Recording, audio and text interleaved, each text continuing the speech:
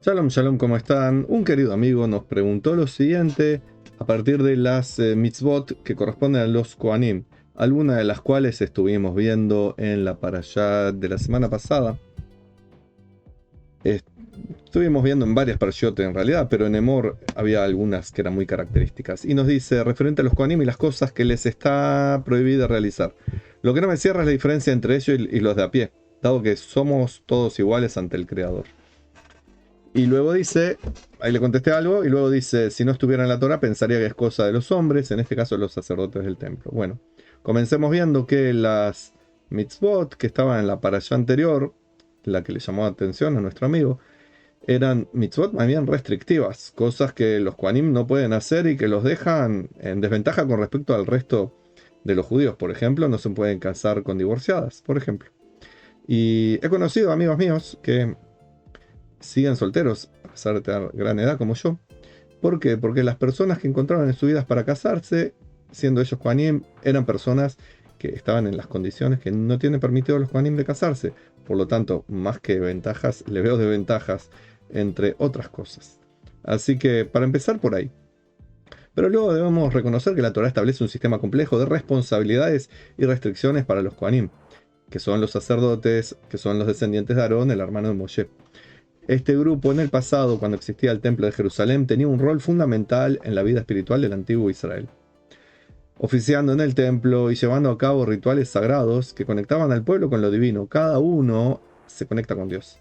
No se precisa intermediarios, mediadores, seres mágicos ni sacerdotes.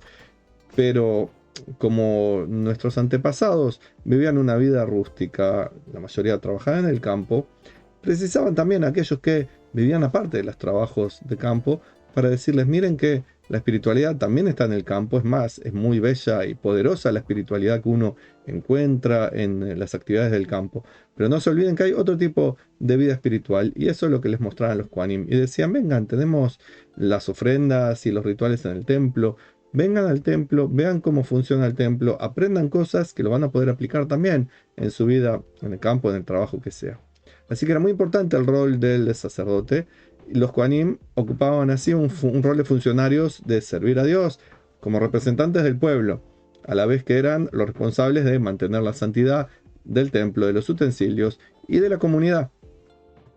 Por eso sus tareas, algunas de las cuales incluían oficiar en el templo, bendecir al pueblo, la famosa Birkat Kohanim, enseñaban la Torah. Al principio eran ellos, los Kohanim, los encargados de aprender Torah y enseñar Torah. Estaban acompañados por los segundos a cargo en el templo, los Levim, sus hermanos, sus primos, pero en un principio eran los Kohanim los que se encargaban de estudiar a fondo la Torah y poder transmitirla. No existían tal cosa como rabinos ni maestros de Torah, sino los Kohanim. También trabajaban en la redención del primogénito, cosa que se sigue haciendo. Custodiaban la pureza ritual, por ejemplo, en el caso del Metzorá, no sé si se acuerdan, lo estudiamos en la parasha correspondiente. Administraban los utensilios sagrados, el templo, cómo funcionaba, etc. Por lo cual la Torá les da ciertos privilegios. No los hace una casta diferente, no hace que, como dice acá nuestro amigo, la diferencia entre ellos y los de a pie. Es un trabajo diferente y como tal tienen ciertos privilegios y ciertas responsabilidades que los otros no. Por ejemplo, si nosotros vemos que la tripulación del avión en el cual vamos a viajar pasan primero y son recibidos por la gente de aduana y también los de migración y etcétera, pasan por otra fila más rápida y con otros controles, no quiere decir que tengan privilegios en sí, sino que tienen un cargo diferente y que por eso sí tienen esas ventajas, pero no porque sean mejores ellos, sino porque se precisa, por ejemplo, que estén en el avión antes o que tengan ciertas consideraciones que el resto de la gente no, no porque sean mejores, cumplen una función diferente. Así pues, la Torá le permite ciertos beneficios, como ofrendas que se le entregaba a los Kohanim. Había dedicaciones a algunas oblaciones, otras cosas que no eran solamente partes de las ofrendas, como por ejemplo la jalá, una parte de la masa que se les entregaba a los Kohanim, entre otras muchas cosas. Tenían una posición del trabajo hereditario, eso sí, no era un linaje noble, pero era una posición hereditaria. El papá hereda el cargo de Cohen a su hijo, que después puede trabajar o no, dependiendo de las condiciones del hijo. de cómo vive, qué hace, cómo nació, con sus condiciones físicas que eran necesarias también para el trabajo del templo. Así que sí, tenían algunos, podemos llamar privilegios, pero no les hacía ni una casta superior, ni uno tenía que tenerles reverencia en sí mismo. Se los respetaba por el trabajo que hacía, por lo que representaban el trabajo en el templo y a uno mismo, al pueblo, ante Dios. Pero al mismo tiempo tenían restricciones que, como mencioné una antes, el pueblo no tenía ni tiene. Por ejemplo, tocar cadáveres de las personas. O sea, no pueden estar en el mismo lugar donde hay un cadáver humano. No, por lo tanto, no podrían trabajar de doctores. No pueden participar de los rituales de entierros, etcétera. Por lo tanto, a veces se les complica. Me acuerdo cuando falleció un familiar que el mejor amigo era Cohen y se quedó afuera y la familia no entendía por qué el familiar estaba afuera. Esa parte de la familia no es muy conocedora de la Torá ni las observancias. Entonces yo le expliqué, bueno, el chico que se quedó afuera es Cohen, respeta mucho al familiar difunto, pero no puede entrar al lugar donde está siendo velado y tampoco entró al cementerio. La familia lo entendió. A veces, si no hay quien lo explique, puede generar inconvenientes. Tienen prohibición de comer alimentos que ciertos alimentos en algunos lugares no los podían comer los Kohanim. Tenía el matrimonio determinado con determinadas personas prohibido. Tenían la obligación de servir en el templo. Si querían trabajar de otra cosa, era difícil, porque su obligación era el trabajo en el templo. Luego se organizó que hubiera las mishmarot, las guardias de trabajo y toda una organización. Pero mientras tanto, su deber era el trabajo al servicio de Dios. ¿Esto es una injusticia? Es importante comprender que la Torá no establece una jerarquía de personas basada en su linaje. Ni siquiera el linaje del rey está mencionado en la Torá. O sea, no dice el príncipe tiene privilegios sobre los demás, no es mencionado. Mucho menos es mencionado que acá los Kohanim tienen privilegios por ser un linaje especial, dejando de lado a los judíos. Todos los judíos somos iguales ante Dios, ante el Creador, somos miembros del pacto. Y todas las personas somos iguales ante Dios, aunque no miembros del mismo pacto. Sin embargo, la Torá asigna roles específicos a los diferentes grupos. Así los Kohanim hacían ciertas cosas, los Levíim otras y el pueblo otras. Y eso no hace que uno sea mejor o peor, simplemente tiene trabajos diferentes. Como les expliqué antes, el tema de los pilotos, la tripulación, hacen una cosa, van por un lado, tienen algunos que parecieran privilegios, pero es porque tienen sus trabajos. Las restricciones impuestas a los Kohanim tampoco eran privilegios. Sino que eran obligaciones que garantizaban su capacidad para cumplir con su rol sagrado. Su separación del resto del pueblo no era una forma de discriminación, sino una medida para proteger la santidad del templo y el servicio sacerdotal. Por eso había ciertas personas que no podían fungir como sacerdotes por más que fueran de la familia sacerdotal. Y entonces, ¿qué nos enseña la Torá? Que cada uno tiene su rol, que lo debe conocer, lo debe desempeñar. Y así los Kohanim tenían su rol especial, no eran superiores al resto del pueblo. Y todos los judíos, independientemente de su linaje, de su familia, tienen la responsabilidad de cumplir con las mitzvot y de contribuir con el bienestar de la comunidad. Los Kohanim tienen unas mitzvot que son específicas para ellos, igual que el rey tiene una específica para él, igual que la persona que tiene un campo tiene una, igual que la persona que se encuentra en Israel tiene algunas, y así todas las personas tienen su parte de la Torá dentro del pueblo de Israel, tienen su parte de la Torá para cumplir.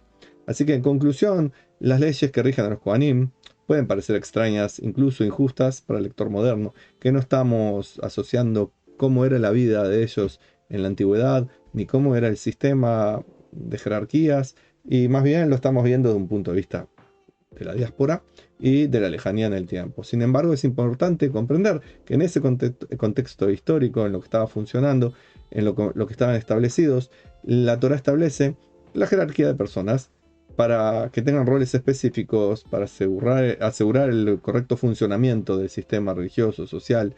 Y si bien todos los judíos somos iguales ante Dios, cada uno tiene una función diferente, y eso no nos hace peores o mejores, nos hace con funciones diferentes.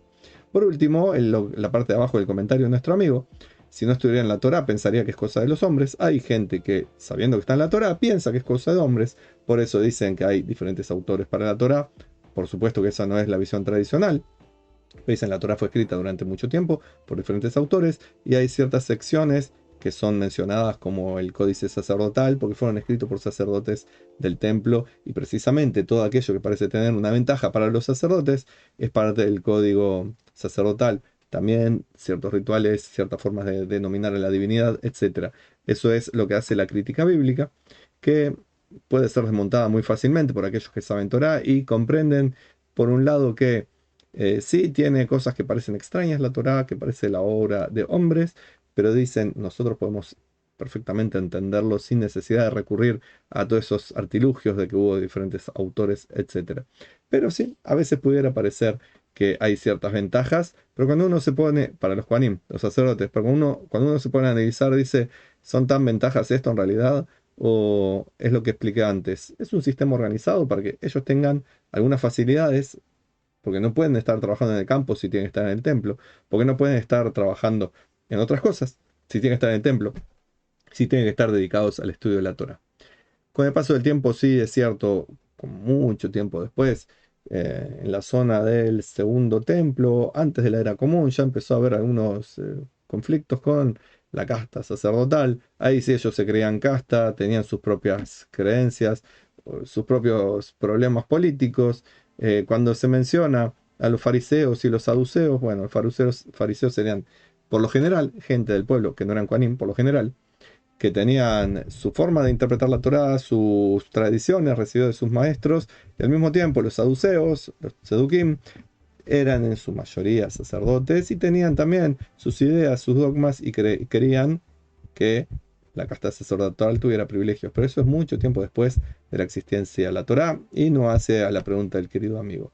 Lo importante es saber que sigue existiendo Kohanim, tienen sus tareas bastante restringidas hoy en día, pero las siguen teniendo, así como sus restricciones, y que es importante que las conozcan y que las cumplan, igual que el resto de los judíos tenemos las otras mitzvot que nos competen a nosotros, que debemos conocer y compartir.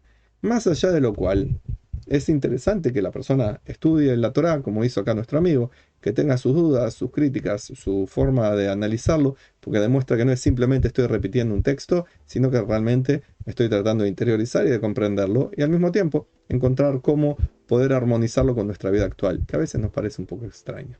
Espero que esta respuesta a nuestro amigo le haya servido y a todos los que llegaron hasta aquí. Si ha sido hasta así, si ha sido así, les puedo pedir que pongan en su comentario: me gustaría entender un poco más de la Torah. Y luego también todo lo que ustedes quieran comentar. Shalom y bendiciones para todos.